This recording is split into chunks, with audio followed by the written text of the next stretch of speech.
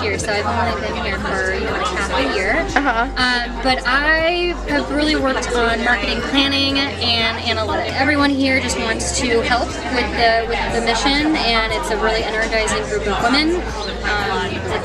It's been everything I've hoped and wanted it would be. My name is Pat Reardon. I've done a lot of work, volunteer work, in women's leadership development generally, and in mentoring, and in STEM programs for girls. And just through networking contacts, I've learned about the Women's Foundation, which is so powerful. They're giving, these grants to organizations that help women and girls. Well, that's my whole thing. So I wound up getting in touch with Christina and Patty, and we started talking about where I could add some help. And so now I'm going to be involved with the Young Women's Leadership Program, and kind of figuring out we're in year one, or our pilot year, so we're going to take this year and then figure out where we are and where we're going. So that's the work I'm going to get to do. The thing that really impresses me about this organization is the women are so smart, first of all. I mean, you've got women with such agency, and so energetic. I mean, think about the people at this event. Just women are just really wanting to help and support each other here, and then also, out in nonprofits, and I just love that. It's just great. Hi, my name is Susan Littlefield, and I serve as the chair of the board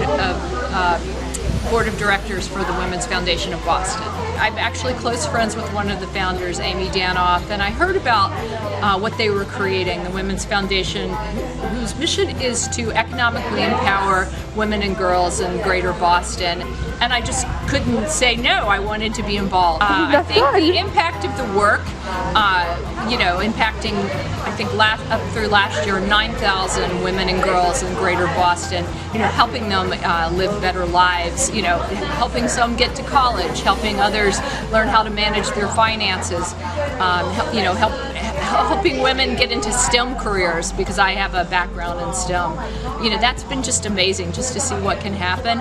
The other thing is the fellowship of other women, and being able to spend time with incredible women who are in the professional world, who are talented in almost every dimension. And getting to meet folks like the crew that's filming this right now, young women who are going to make a difference in the world. It's just, so the group of women and the fellowship and the engagement and the learning from everyone has been terrific too.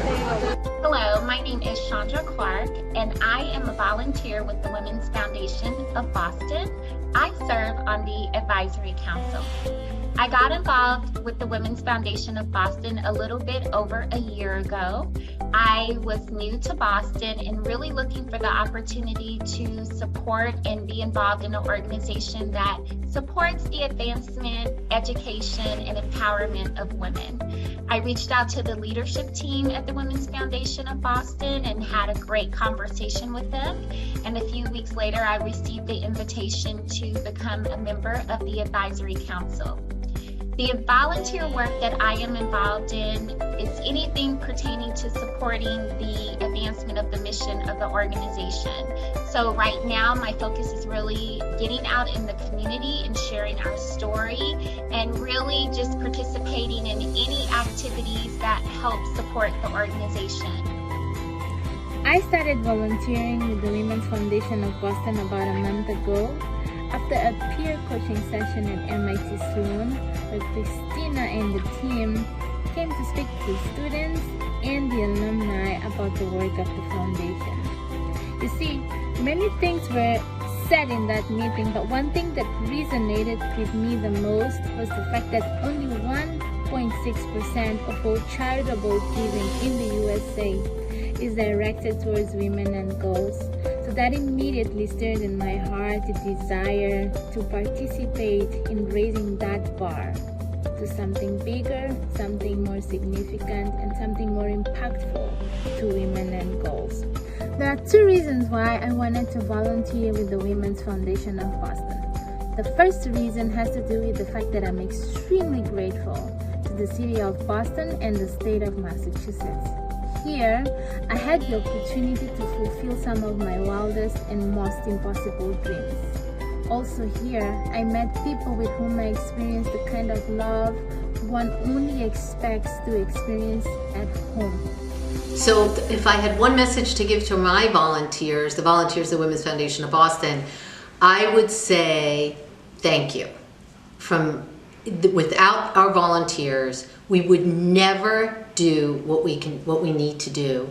The work that we're doing is so important, and our volunteers last year in 2020 volunteered 10,500 hours, which is the equivalent of 5 full-time employees. And this year it's even more.